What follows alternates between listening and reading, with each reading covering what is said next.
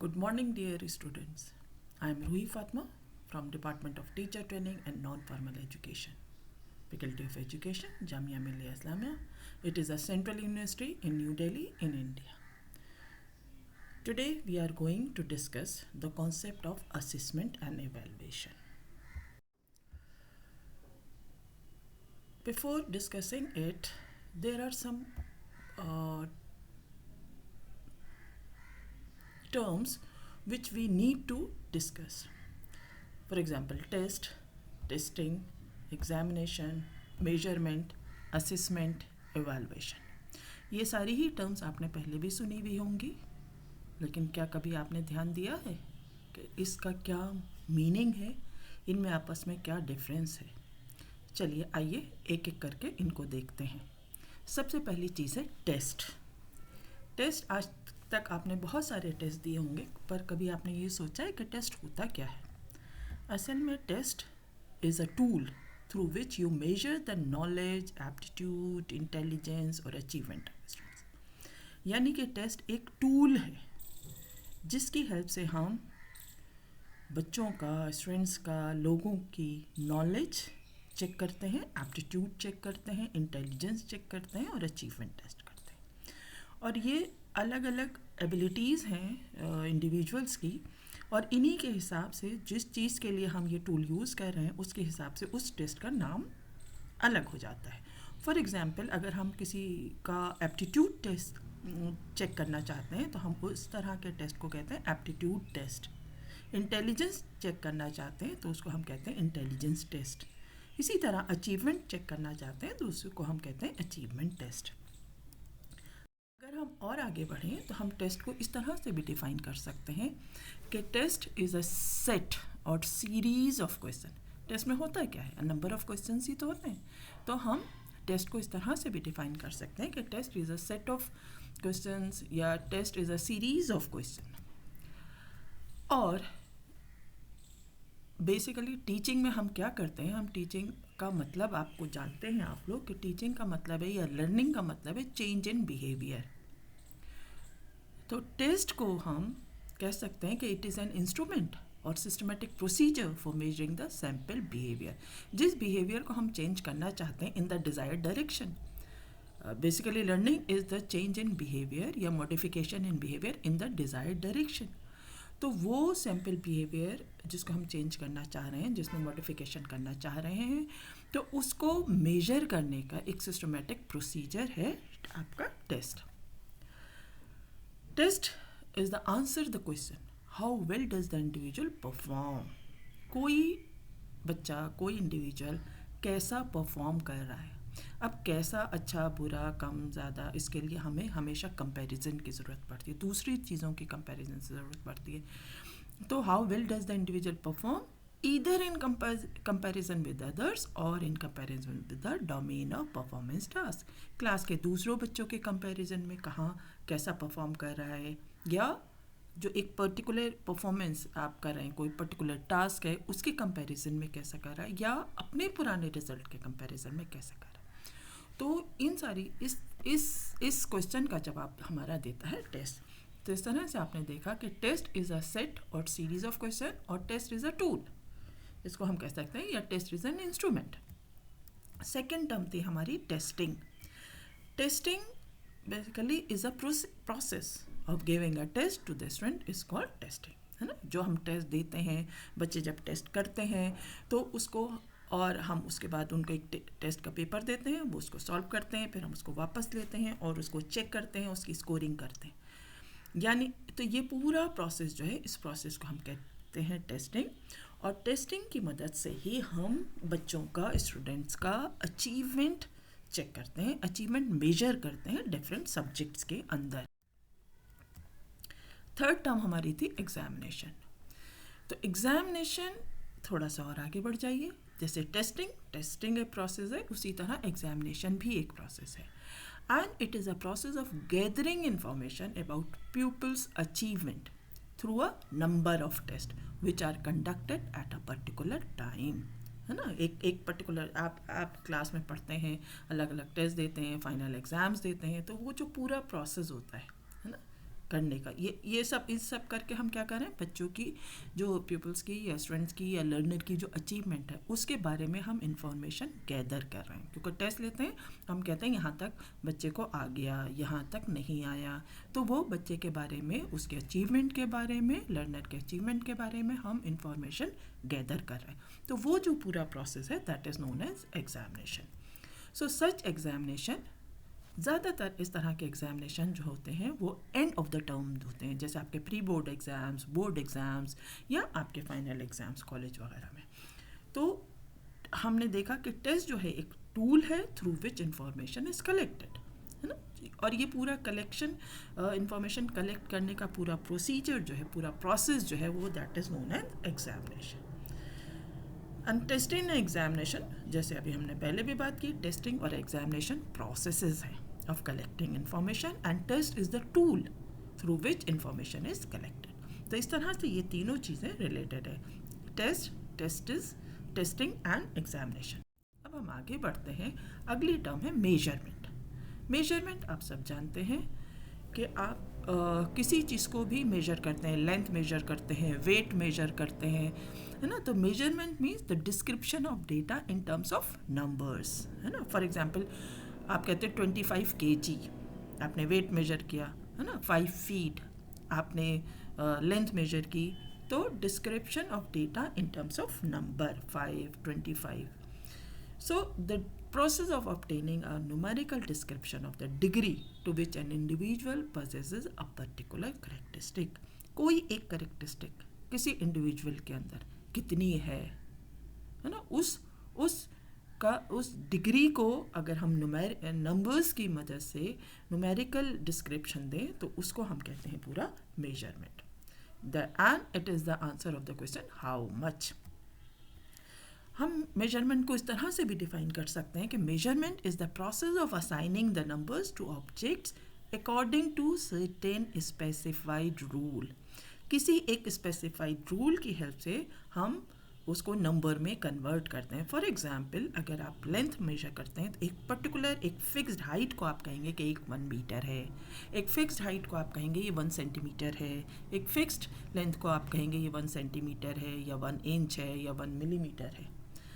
हाँ, तो वो जो फिक्स्ड चीज़ है जिसको आप कह रहे हैं कि ये 1 मीटर है, ये 1 centimetre, that is the assign rule, specified rule. इसी तरह आप एक पर्टिकुलर एक सर्टेन क्वांटिटी ऑफ मास को कहते हैं कि एक 1 kg है ना, ये 50 ग्राम है, तो वो जो फिक्स्ड चीज़ है दैट इज़ स्पेसिफाइड रूल। इसी तरह जब आप मेजर करते हैं, टेस्ट लेते हैं, आप मार्क्स देते हैं, क्वेश्चन के मार्क्स देते हैं, वहाँ पर भी आपके रूल हैं। हर क्वेश्चन को आपको पता होता है कि इस क्वेश्चन के कितने मार्क्स हैं। ऑब्जेक्टिव टाइप क्वेश्चन हैं तो फिक्स्ड मार्क्स हैं, एक क्वेश्चन सही है तो 1 मार्क, नहीं है तो 0 मार्क। लेकिन अगर आपके सब्जेक्टिव क्वेश्चंस हैं, है ना, या ज़्यादा लॉन्ग आंसर क्वेश्चंस हैं, 5 मार्क का टेस्ट मार्क क्वेश्चन है, 10 मार्क का क्वेश्चन है, तो उसमें भी आप कुछ रूल बना लेते हैं कि बच्चे ने अगर यहाँ तक सही किया तो आप इतने मार्क्स देंगे, यहाँ तक किया तो इतने मार्क्स देंगे, इतना किया, इस स्टेप तक किया तो इतने मार्क्स देंगे।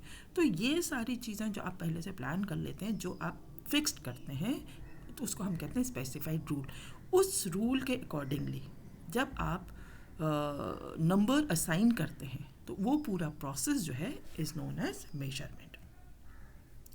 सो the process of giving a test, marking it and giving a score is only measurement. आपने बच्चे को टेस्ट दिया, उसको मार्क दिया, of course according to some specified rule आपने उसको मार्क्स दिए, स्कोरिंग की उसकी, तो ये पूरा प्रोसेस जो है अगर हम देखें तो ये measurement.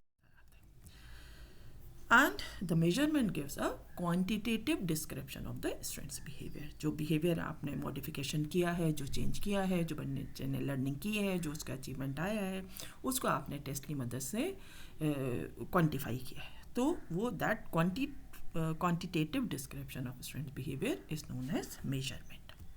The second term is assessment। अब assessment क्या होता है?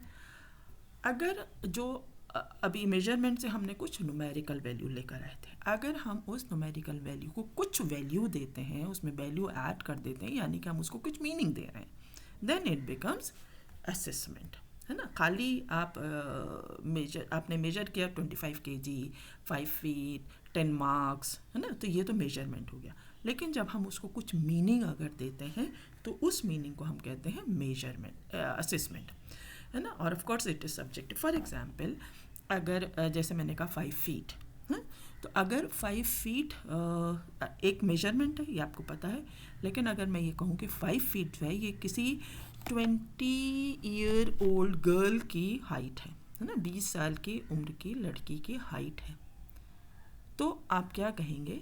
It is an average height, क्योंकि ये हाइट होती है ना, लड़कियों की हाइट ही होती है, तो आप कहेंगे एवरेज हाइट है, ठीक है ना, ठीक हाइट है।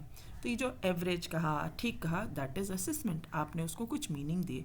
इसी तरह अगर मैं कहूँ कि ये जो 5 फीट थी ये किसी 20 साल के 20 ईयर के लड़के की हाइट है, तो आप कहेंगे छोटा रह गया, क्योंकि लड़कों की हाइट थोड़े ज़्यादा होती है, 5'3", 5'4", 5'5" से उनकी एवरेज हाइट होती है, तो आप कहेंगे छोटा रह गया। तो ये छोटा रह गया, ठीक है, एवरेज हाइट है, ये सारी चीज़ें क्या हुई? आपने उसको कुछ मीनिंग दिया, उस न्यूमेरिकल वैल्यू में आपने कुछ वैल्यू ऐड की, तो ये बन गया आपका असेसमेंट। इसी तरह अगर फॉर एग्जांपल 7 मार्क्स है ना, 7 मार्क्स इज़ अ मेजरमेंट, लेकिन अगर मैं कहूँ कि ये 7 मार्क्स जो हैं ये आउट ऑफ 10 थे, 10 नंबर का टेस्ट था, उसमें से 7 मार्क्स आए, तो आप कहेंगे वेरी गुड, अच्छे मार्क्स हैं, है ना, फर्स्ट डिवीज़न है। लेकिन अगर मैं कहूँ कि ये 20 में से है, तो आप कहेंगे ओहो ये तो कम रह गए। और अगर मैं कहूँ 100 में से या 50 में से, तो आप कहेंगे तो बहुत ख़राब मार्क्स हैं। तो ये तो अच्छे, बुरे, ख़राब, गुड, बैड, है ना, एवरेज, ये जो हम वैल्यू दे रहे हैं किसी भी न्यूमेरिकल वैल्यू को, तो ये जो प्रोसेस होता है इसको हम कहते हैं असेसमेंट। और जब हमने वैल्यू दे दी, हमने उसमें क्वालिटी डाल दी, तो it is subjective. Last term जो होती है वो इवैल्यूएशन, है ना। इवैल्यूएशन जो है वो एक कॉम्प्रिहेंसिव टर्म्स है, जिसके अंदर which includes measurement and also qualitative description of the people behaviour, है ना। जिसके अंदर जैसे असेसमेंट में आपने वैल्यू दी थी, इसी तरह क्वालिटेटिव डिस्क्रिप्शन भी अगर आप मेजरमेंट के साथ जोड़ देते हैं तो जो चीज़ हमारी बनती है that is evaluation. And evaluation also includes value judgement regarding the desirability of the behavior measured, which means saying whether a behavior is good or bad, right or wrong, or a score is good or poor on the basis of assessment. हम assessment की basis पे हमने कहा कि number कैसे थे, अच्छे थे, बुरे थे, और उसके उनके ऊपर बेस करते हुए आप एक कोई फाइनल जजमेंट दें, कोई एक वैल्यू जजमेंट दें, that judgement is known as evaluation. So evaluation अगर हम मैथमेटिकली इसको देखना चाहें तो हम कह सकते हैं कि इक्वेशन की सूरत में देखना चाहें तो हम कह सकते हैं कि evaluation is equal to quantitative description of pupils, that is measurement plus value judgement. तो ये जो हो हम इवैल्यूएशन को इस तरह से डिफाइन, और अगर हम चाहें तो इवैल्यूएशन को हम इस तरह से भी डिफाइन कर सकते हैं कि a systematic process of collecting, analysing and interpreting information to determine the extent to which pupils are achieving instructional objectives। आप पूरी कंप्लीट डेफिनेशन इसकी है, क्योंकि जो हम टीचिंग करते हैं तो हमारी टीचिंग के लिए कुछ हम इंस्ट्रक्शंस देते हैं, टीचिंग करते हैं, तो उसके हमारे कुछ टीचिंग ऑब्जेक्टिव्स होते हैं, इंस्ट्रक्शनल ऑब्जेक्टिव्स होते हैं, जिनको अचीव हमें करना होता है। उसको अचीव करने के लिए हम डिफरेंट एक्सपीरियंसेस देते हैं बच्चे को, है ना, कि डिफरेंट मेथड से हम उसको पढ़ाते हैं, और लास्ट में हम उसको चेक करते हैं कि वेदर बच्चे ने कुछ सीखा या नहीं सीखा, या हमारे जो ऑब्जेक्टिव्स थे वो अचीव हुए कि नहीं हुए। तो इसलिए हम कह सकते हैं कि evaluation is a systematic process of collecting, analysing and interpreting information to determine the extent. हमारे इंस्ट्रक्शनल ऑब्जेक्टिव्स किस हद तक अचीव हुए, किस एक्सटेंट तक अचीव हुए, इसको बताने के लिए हम कुछ इंफॉर्मेशन कलेक्ट करें, फिर उसको एनालाइज करें और उसको इंटरप्रेट करें, यानी कि उसके ऊपर आप एक फाइनल जजमेंट दें, तो उसको हम कहते हैं क्लासरूम से रिलेटेड इवैल्यूएशन की हम बात कर रहे हैं। और answer the question how good. So evaluation is much more comprehensive and inclusive term than measurement, and testing is just one type of measurement. So the term measurement limited to the quantitative description of pupils, that is the results of measurements are always expressed in numbers, while evaluation on the other hand may include both quantitative description, that is measurement, and the qualitative description, that is the non-measurement of pupil. So in addition, evaluation always includes value judgment concerning the desirability of the results. किस चीज़ के लिए हमने evaluation किया है, हमारी desirability क्या है, हमको result किस form में देना है, इसके ऊपर based करते हुए अगर हम कुछ एक judgment दें, एक value judgment दें, एक final judgment दें, तो वो हमारा evaluation के अंदर आता है. और हम इसको ऐसे भी define कर सकते हैं कि final opinion or overall judgment which you form on the basis of several assessments is known as आपका evaluation. फॉर एग्ज़ाम्पल हम यहाँ एक कहते हैं, अगर हमने देखा कि एक बच्चा है उसने एग्ज़ाम दिया और उसने फर्स्ट टर्म में जो एग्ज़ाम दिया तो उसका है 10/30, यानी कि उसके मार्क्स अच्छे नहीं थे. तो ये क्या हुआ, मेजरमेंट हुआ कि असेसमेंट हुआ? ये असेसमेंट हुआ, क्योंकि हम देख रहे हैं कि अच्छे मार्क्स नहीं हैं. सेकेंड टर्म में सेकेंड टेस्ट में जब दिया तो उसने 15 आए उसके 30 में से, यानी कि वो 50% था, पास था, असेसमेंट. थर्ड टेस्ट दिया, तीसरी बार उसने तीसरा टेस्ट दिया, थर्ड टर्म जब हुआ उसके आए 20/30 और अच्छे मार्क्स, है ना. तो ये तीनों अलग अलग अगर हम देखेंगे तो क्या है, तीनों ये असेसमेंट है. लेकिन इन तीनों की बेसिस पर अगर आप कुछ कह सकते हैं, आप कह सकते हैं कि there is improvement in the performance of the student, है ना, आपको इम्प्रूवमेंट नज़र आ रहा है, या आप कह सकते हैं she has capacity, she has ability, she can improve. तो ये क्या है, ये आपका एक तरह से डिसीजन है, एक सब्जेक्टिव आप बात कर रहे हैं, है ना. तो ये जो फाइनल आपने बात कही कि she has capacity, there is improvement in the performance of the student, ये सारा मिलकर क्या बना, आपका एवेलुएशन. तो इस तरह एवेलुएशन जो होता है वो सब्जेक्टिव होता है and it also depends upon person to person ना, लोगों के ऊपर भी पर्सन टू पर्सन डिपेंड करता है. फॉर एग्जांपल, एक अगर कोई वीक बच्चा है, वीक स्टूडेंट है, अगर उसमें उसके 10 में से भी 6 मार्क आ गए, 10 में से 6 मार्क्स भी आ गए तो भी वो खुश हो जाएगा, है ना, क्योंकि वो वीक था, उसके मार्क्स इतने अच्छे नहीं आते, तो 60% मार्क्स उसके लिए बहुत है, तो वो खुश हो जाएगा. लेकिन अगर कोई बहुत अच्छा बच्चा है, उसके 6 आएंगे तो वो खुश नहीं होगा, क्योंकि उसके शायद ज़्यादा मार्क्स आते रहे, 8 आते रहे, 9 आते रहे, तो वो 6 से खुश नहीं होगा. तो इवेलुएशन जो है ये सब्जेक्टिव होता है और डिपेंड करता है अपॉन पर्सन टू पर्सन. तो ये कुछ टर्म्स थी इवेलुएशन से रिलेटेड, जिसको एक्सप्लेन हमने पहले किया है कॉन्सेप्ट समझने के लिए. अब हम देखते हैं relationship of evaluation with other components of teaching and learning. Evaluation का क्या रिलेशनशिप क्या है, जो आपके टीचिंग लर्निंग के जो और दूसरे कंपोनेंट्स हैं उनके बीच में और इवेलुएशन के बीच में क्या रिलेशनशिप है. अब पहले हम टीचिंग लर्निंग प्रोसेस को ही समझ लेते हैं कि टीचिंग लर्निंग प्रोसेस क्या होती है. तो जो हमारी क्लासरूम टीचिंग का जो मेन पर्पस होता है वो होता है पीपल के बिहेवियर में डिज़ायर्ड डायरेक्शन में चेंज लाना, इसी को हम कहते हैं learning. So the main purpose of classroom teaching is to influence or change pupil behavior in the desired direction, है ना, जो हम चेंज करना चाहते हैं. अब ये desired direction होती क्या है? So the desired direction is guided by the educational and instructional objectives formulated by the school or the teacher, है ना, और द करिकुलम फ्रेमर्स और द पॉलिसी मेकर्स. तो हर क्लासेस के जो चीज़ भी हम पढ़ा रहे हैं उसको पढ़ाने के कुछ ना कुछ हमारे एजुकेशनल ऑब्जेक्टिव्स होते हैं, कुछ इंस्ट्रक्शनल ऑब्जेक्टिव्स होते हैं. जो ये ऑब्जेक्टिव एक पर्टिकुलर टीचर भी बना सकते हैं, स्कूल भी बना सकता है और करिकुलम प्लानर भी बनाते हैं. तो ये जो ऑब्जेक्टिव होता है, ये जो इंस्ट्रक्शनल ऑब्जेक्टिव होता है, ये जो एजुकेशनल ऑब्जेक्टिव होता है, यही वो डिज़ायर्ड डायरेक्शन होती है जिसकी तरफ आपको बच्चे का जो बिहेवियर है वो चेंज करना है. सो अगर this is the learning teaching learning process आप कैसे करते हैं. उससे पहले मैं इसको और आगे बढ़ने से पहले मैं ये पूछना चाहती हूँ कि हम सब टीचर बनने जा रहे हैं, आप टीचर बनने जा रहे हैं, तो what is the job of a teacher. Teacher का काम क्या है, आपको उसको समझना पड़ेगा. तो जैसे हमने कहा क्लासरूम का पर्पस है बिहेवियर में चेंज लाना, तो उसी तरह तो ये कैसे लाएगा, कौन करेगा, ये टीचर करेगा. तो the job of the teacher is to bring changes in the behaviour of the student, है ना, बच्चे को के बिहेवियर में.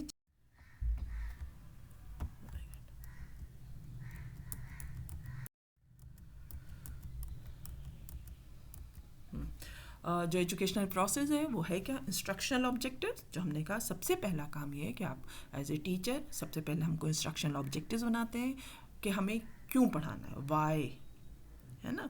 तो ये हमें आंसर देता है वाई का। लर्निंग एक्सपीरियंसेस देते हैं, यानी कि हाउ, हम कैसे पढ़ाएं, कैसे वो करें, कैसे हम अपने ऑब्जेक्टिव अचीव करें, कैसे हम बच्चे को कॉन्सेप्ट दें।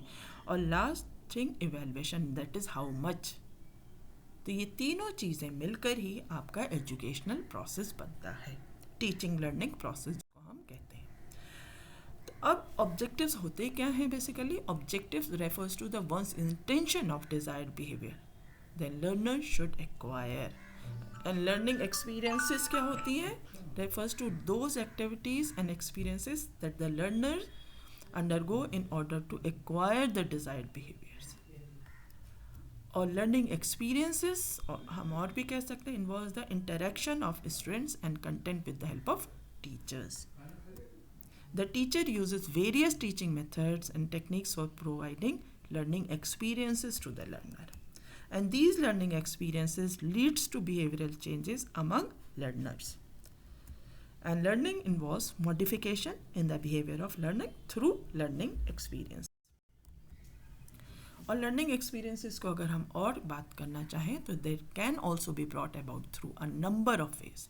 अलग अलग तरीक़ों से आप कर सकते हैं. सिर्फ आप क्लास में बैठ के पढ़ा कर ही नहीं कर सकते, बल्कि आप लाइब्रेरी में बच्चे जाके पढ़ सकते हैं, लेबोरेटरी में आप काम करा सकते हैं, रेडियो, फिल्म स्ट्रिप्स वगैरह पे आप बहुत सारे अपने कंटेंट से रिलेटेड उनको बता सकते हैं कौन से प्रोग्राम कहाँ आ रहे हैं, या साइंस और मैथ्स के क्लब बनवा सकते हैं, फील्ड ट्रिप्स करवा सकते हैं. तो लर्निंग एक्सपीरियंसेस सिर्फ क्लास के अंदर ही नहीं, क्लास के बाहर भी दिए जा सकते हैं. और evaluation is concern with ascertaining the extent to which the objectives have been met. And also judge the effectiveness of methods of teaching and the activities organized for achieving the objectives. So thus evaluation is an integral part of teaching learning process. इस तरह से हमने देखा तीन चीज़ें मिलकर बनी है. पहली चीज़ ऑब्जेक्टिव्स, दूसरी चीज़ लर्निंग एक्सपीरियंसेस और तीसरी चीज़ इवैल्यूएशन. इन तीन चीज़ों से मिलकर ही आपका टीचिंग लर्निंग प्रोसेस बनता है.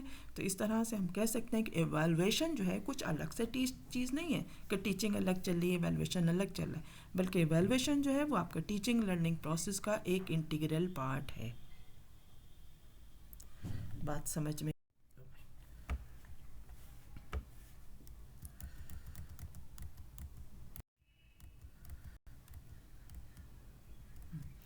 So the predominant kind of assessment in schools is assessment of learning. हमेशा से जो लर्निंग हम असेसमेंट करते आए हैं वो असेसमेंट ऑफ लर्निंग, जो कुछ बच्चे को सिखाया फिर उसका असेसमेंट कर लिया, हमने देख लिया कि क्या बच्चे को आया क्या नहीं आया. तो हम कह सकते हैं कि assessment of learning in classroom is typically done at the end of the something that is कभी आपने एक यूनिट ख़त्म किया, एक कोर्स ख़त्म किया, एक ग्रेड ख़त्म किया, है ना, ये एक पर्टिकुलर प्रोग्राम ख़त्म किया, एक स्टेज ख़त्म की. उसके बाद हम ये चेक करते हैं कि बच्चे ने कितना सीखा, है ना. आप अलग टेस्ट ले सकते हैं, एग्ज़ाम लेते हैं, अलग अलग तरह से क्वेश्चंस पूछते हैं. उस पूरे पीरियड में बच्चे ने क्या पढ़ा उसका आप पूरा एक असेसमेंट करते हैं. That is assessment of learning.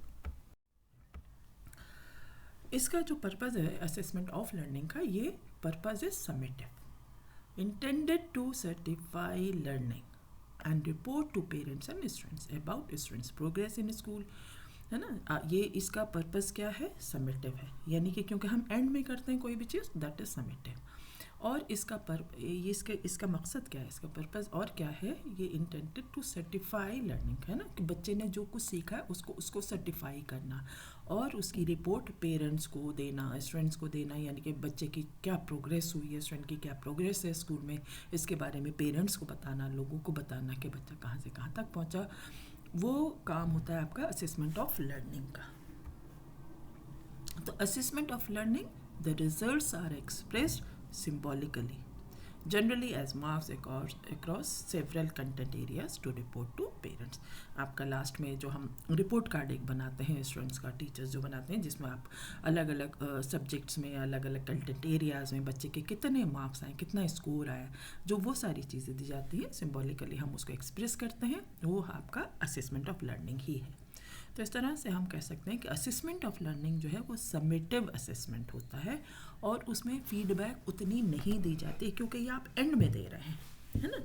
Feedback आप कब दे सकते हैं, ड्यूरेशन ऑफ द टीचिंग में दे सकते हैं, तो वो फीडबैक साथ साथ काम आती है। लेकिन ये असेसमेंट ऑफ लर्निंग जो है ये समेटिव असेसमेंट है और उसमें इतनी मतलब इम्प्रूवमेंट के लिए फीडबैक नहीं दी जाती है, बल्कि एक फाइनल सर्टिफिकेशन के लिए फीडबैक दी जाती है। वो रिपोर्ट बना, बल्कि फीडबैक भी नहीं, एक रिपोर्ट दी जाती है जो पेरेंट को, स्टूडेंट्स को होती है कि बच्चे ने क्या सीखा, स्टूडेंट्स प्रोग्रेस के बारे में उसको बताया जाता है। तो this is assessment of learning. Second चीज़ है असेसमेंट फॉर लर्निंग, है ना। अब आप मीनिंग में यही फ़र्क, लर्निंग के लिए असेसमेंट, असेसमेंट फॉर लर्निंग, तो यहाँ कॉन्सेप्ट बिल्कुल ही चेंज हो गया है। तो assessment for learning views assessment and teaching as intertwined and not separate to each other. Assessment of learning जो था वो सेपरेट था, आपने पढ़ा दिया उसके बाद उसका असेसमेंट कर लिया, है ना, कि क्या सीखा। लेकिन अगर आप ड्यूरिंग द टीचिंग ही आप असेसमेंट कर रहे हैं, that is assessment for learning. Assessment के लिए ही कर रहे हैं ना, तो assessment for learning offers an alternative perspective to traditional, जो आजकल हमारा जो ट्रेडिशनल हमारा असेसमेंट है स्कूल्स में, उसके लिए एक ऑल्टरनेटिव पर्सपेक्टिव ये असेसमेंट फॉर लर्निंग जो है ये ऑफर करता है। और ये basically assessment for learning shifts, जो आपका जो एम्फेसिस है समेटिव की से वो फॉर्मेटिव असेसमेंट की तरफ ये शिफ्ट लाता है। So assessment for learning shift the emphasis from summative to formative, from making judgment to creating description that can be used in the service of the next stage of the learning। क्योंकि हम during the teaching learning के लिए हम assessment कर रहे हैं, तो यहाँ पर हमारा summative नहीं है, हम final judgment नहीं दे रहे हैं, बल्कि हम during the teaching दे रहे हैं, feedback दे रहे हैं, that is formative assessment कर रहे हैं। और हम कोई final judgment नहीं बना रहे हैं, बल्कि creating description, हम description क्रिएट कर रहे हैं, हम बता रहे हैं बच्चे को कि ये कर लिया, ये और करो, है ना। ये क्वेश्चन अलग अलग तरीके से, उसके अलग अलग मेथड्स होते हैं इसको करने के लिए, या आप सिंपल ऑब्जर्वेशन के लिए क्लासरूम डिस्कशन के ज़रिए भी आप ये सारी चीज़ें असेसमेंट फॉर लर्निंग कर सकते हैं। इसके लिए कोई एक फाइनल टेस्ट की ज़रूरत नहीं होती है। तो student learning is shaped by the teachers use of practices such as questioning and provision of timely feedback. Question करते हैं बच्चे, टीचर, जो क्लासरूम डिस्कशन होता है, जैसे अब टीचर पढ़ा रहा है, बीच बीच में टीचर क्वेश्चन कर रहा है, तो वो क्या है, असेसमेंट फॉर लर्निंग, है ना। क्लैरिफाई, बच्चे क्वेश्चन पूछ रहे हैं उसको क्लैरिफाई कर रहा है ना। और जब टीचर सवाल पूछता है, बच्चे जवाब देते हैं, तो टीचर को समझ में आता ही आता है क्या नहीं, क्या बच्चे को समझा क्या नहीं। लेकिन बच्चे जो क्वेश्चन, लर्नर जो क्वेश्चन करते हैं, उससे भी टीचर को ये समझ में आता है कि बच्चा कहाँ तक समझ पाया, है ना। तो उसकी बेस पर भी फीडबैक दी जा सकती है। तो ये assessment for learning, and assessment for learning is considered a continuous process involving teachers finding out what students know, understand and can do, and then modify their teaching. जब बच्चे को, टीचर को समझ में आया पढ़ाते पढ़ाते कि बच्चे ने ये समझ में आ रहा है, ये नहीं आ रहा, तो अपनी टीचिंग को भी मॉडिफाई कर लेता है, कुछ और दूसरी एग्जांपल्स दे देता है, कोई और दूसरा मेथड यूज़ करता है कि अच्छा ये चीज़ नहीं समझ में आ रही है, चलो मैं इस मेथड से बता देता हूँ, कुछ उसको डेली लाइफ से रिलेट करके उसके एग्जांपल्स दे देता है। तो वो क्या हो रहा है, कंटिन्यूस प्रोसेस है, एक टीचिंग लर्निंग। अपने टीचर जो है अपनी टीचिंग को भी मॉडिफाई करता है ना, ताकि बच्चे जो हैं वो पूरी तरह से चीज़ों को समझ पाएँ। तो this is assessment for learning. So this enables teachers to refine their teaching approach, है ना। जब मुझे फीडबैक मिल रही है और मैं टीचिंग के दौरान मुझे पता चल रहा है कि जो मैं समझा रही हूँ, जो बात बताना चाह रही हूँ, बच्चे तक नहीं पहुँच रही है, तो मुझे भी अपनी टीचिंग को रिफ़ाइन करने का में मदद मिलती है असेसमेंट फॉर लर्निंग की मदद से, है ना। और बच्चे ने क्या पहले सीखा उससे भी सपोर्ट मिलती है न्यू लर्निंग के लिए। तो it is an ongoing and occurs in context, ongoing process है, फॉर्मेटिव असेसमेंट है, क्योंकि formative assessment for learning is the only form of assessment which extend students learning because it enhances teaching, है ना। ये बच्चे की जो लर्निंग है उसको भी बढ़ाती है और टीचिंग का जो मेथड है उसको भी इन्हांस करती है, उसको भी आगे बढ़ाती है। तो और जो दूसरे फॉर्म्स हैं असेसमेंट के, वो बेसिकली चेक्स होते हैं कि लर्निंग हुई कि नहीं हुई, बच्चों ने सीखा या नहीं सीखा, है। लेकिन ये असेसमेंट फॉर लर्निंग जो है ये एक तरह से लर्निंग को इम्प्रूव करने में मदद करती है, लर्निंग टीचिंग बल्कि पूरे टीचिंग प्रोसेस को भी इन्हांस करने में मदद करती है, जो आपका टीचिंग असेसमेंट फॉर लर्निंग है। और जैसे हमने उसको देखा था असेसमेंट ऑफ लर्निंग का कि वो समेटिव था और देयर इज़ नो फीडबैक, इसी तरह असेसमेंट फॉर लर्निंग एक फॉर्मेटिव असेसमेंट है जिसका पर्पज़ ही ये है कि फीडबैक देना, and it is the process which is done during the teaching, है ना, पढ़ाते पढ़ाते एंड में नहीं होगा बल्कि ड्यूरिंग द प्रोसेस होगा। So frequent progress monitoring is an example of assessment for learning where students academic performance is regularly assessed between benchmarks to determine if the current instructions and intervention is positively impacting student achievement or if adjustments need to be implemented। ये हुआ आपका assessment for learning. तीसरा जो concept है जो हम आजकल देखते हैं असेसमेंट एज लर्निंग, है ना, ये थोड़ा सा तो असेसमेंट फॉर लर्निंग तो आपकी टीचिंग लर्निंग को बहुत इन्हांस करता है ना, आगे तक लेता है, लेकिन असेसमेंट ऑफ लर्निंग जो है वो by introducing the notion of assessment as learning, जो तीसरा नोशन अब आया है नया है ये असेसमेंट एज लर्निंग, है ना, ये इंटेंड करता है to reinforce the extend the role of formative assessment for learning by emphasizing the role of the student not only as a contributor to the assessment and learning process but also as the critical connector between them। तो इसमें जो students होते हैं वो active होते हैं, engage होते हैं, क्रिटिकल एसेसर होते हैं, कैन मेक सेंस ऑफ एनमेंट, क्योंकि वो असेसमेंट जो है वो एज लर्निंग इसको कर रहे हैं, है ना।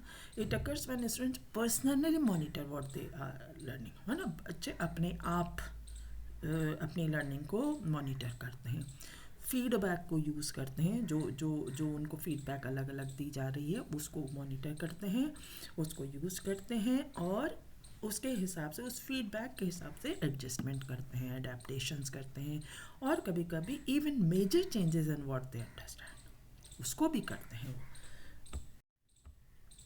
तो assessment as learning is the ultimate goal where students are their own best, है ना, क्योंकि एज लर्निंग वो स्टूडेंट्स अपने आप भी पूरे लर्निंग के जो असेसमेंट का जो प्रोसेस है उसमें स्टूडेंट्स भी इन्वॉल्व होते हैं। अभी तक बाकी के असेसमेंट में टीचर इन्वॉल्व थे पूरी तरह से, असेसमेंट एज लर्निंग में स्टूडेंट्स अपने आप भी इन्वॉल्व होते हैं। तो assessment as learning positions students as actively involved in assessing their own learning through the support and development of their metacognitive skills. अपने काम को खुद असेस करें और फिर देखें कि उन्होंने क्या सीखा, है ना। तो जब हम अपने काम को ईमानदारी से देखते हैं तो हम अपनी गलतियों को भी पकड़ सकते हैं, हम ये भी देख सकते हैं कहाँ हम ठीक हैं कहाँ नहीं है, तो उससे जो मेटाकॉग्निटिव स्किल्स हैं वो भी डेवलप होती हैं। तो जब स्टूडेंट्स इन्वॉल्व हो जाएंगे सेल्फ असेसिंग में, थिंकिंग में, मॉनिटरिंग, अपनी प्रोग्रेस को मॉनिटर करने में कि उन्होंने क्या सीखा, कैसे सीखा, कितना सीखा, तो it can give them a sense of ownership और ये उसको मदद करता है to take more control of their own learning as they interact with teachers and peers. तो उससे बच्चे के अंदर एक अपनी ओन प्रोग्रेस को क्योंकि मॉनिटर कर रहा है तो वो यहाँ एक ओनरशिप भी आ जाती है और वो स्टूडेंट से टीचर से कैसे इंटरेक्ट कर रहा है उसके ऊपर भी आता है। And this position is student as capable and competent learner who are supported to learn more about what they learn and what they would like to learn। क्या पढ़ा और क्या पढ़ना चाहते हैं उस पोजीशन में ये ले आता है स्टूडेंट्स को कि केपेबल एंड कॉम्पिटेंट। तो इस तरह से हम कह सकते हैं कि the process of assessment is a learning experience in and of itself. So assessment as part and parcel of learning, the primary purpose of the assessment becomes learning while the secondary purpose remains grading। हम generally ये सोचते हैं कि assessment का मतलब जो है grade देना होता है, मार्क्स देना होता है, ये सेकेंडरी पर्पस है। प्राइमरी पर्पस क्या है? बिकम लर्निंग, ठीक है, उसको सिखाना। तो ये सारी चीज़ें हमने बात की आज, हमने इस लेक्चर में हमने बात की। पहले हमने कुछ टर्म समझी जो इवैल्यूएशन से रिलेटेड थी, test, testing, measurement, evaluation, assessment. हाँ, फिर अलग अलग तरह के हमने इवैल्यूएशन को और देखा, फिर हमने टीचिंग लर्निंग प्रोसेस को समझा, और एंड में हमने असेसमेंट को देखा, assessment of learning, assessment for learning and assessment as learning. This is all about this lecture. Thank you.